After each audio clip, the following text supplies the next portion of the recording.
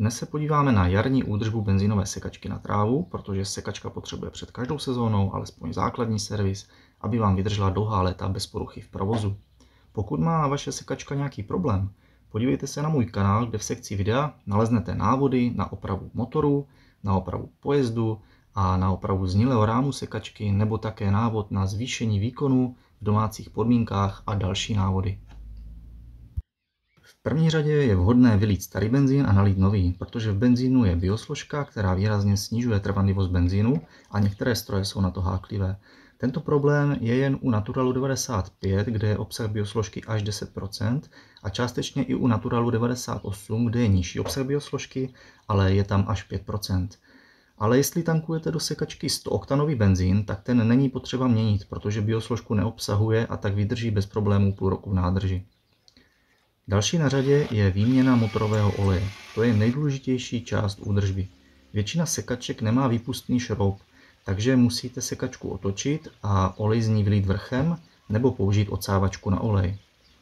Pokud sekačku ale nakloníte při tom obracení v nežádoucím směru na stranu, kde je trubička odvětrávání klikové skříně, tak vám olej touto trubičkou nateče do karburátoru a pak byste ho měli celý vyčistit. Takže nejdřív si zkuste zjistit, kde tu trubičku odvětrávání klikové skříně máte. Není to jednoduché najít, ta sekačka to mívá schovaná někde pod krytem. No a pak tu sekačku nakloníte tak, aby nedošlo k natečení toho oleje do karburátoru.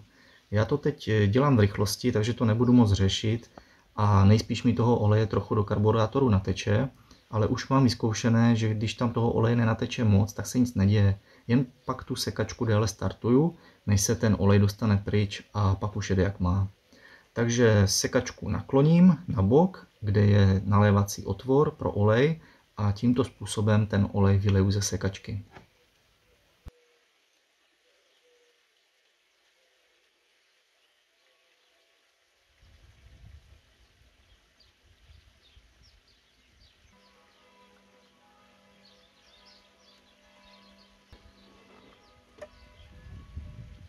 Teď už stačí jen nalít nový olej. Množství je podle typu sekačky. Já tam mám přibližně něco přes půl litru.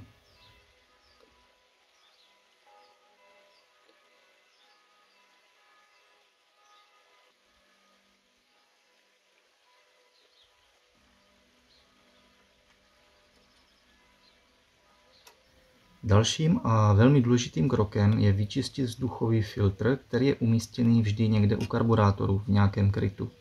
Já mám vzduchový filtr tady, jen ho odšroubuju a rozdělám jeho kryt. Kdybyste měli filtr poškozený nebo starší než zhruba 4 roky, kupte raději nový, stojí jen kolem 100. Já ho vyčistím odmašťovačem na brzdy, ale je možné použít i teplou jarovou vodu, jen je potřeba pořádně pak opláchnout ten jar a nechat úplně vysušit od vody.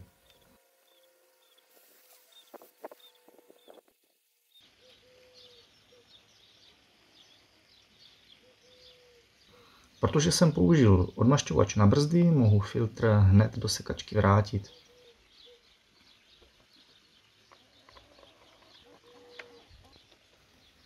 Dalším krokem je vyčištění nebo výměna zapalovací svíčky.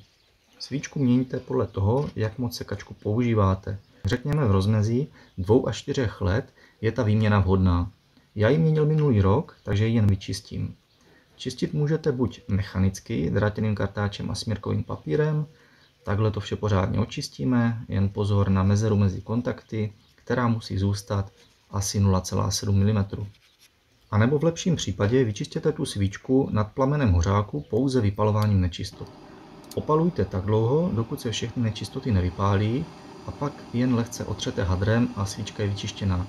Tím zabráníte poškrábání vodících částí svíčky, ale možné jsou oba způsoby, ještě se mi nestalo, že bych svíčku při mechanickém čištění zničil nebo nějak poškodil.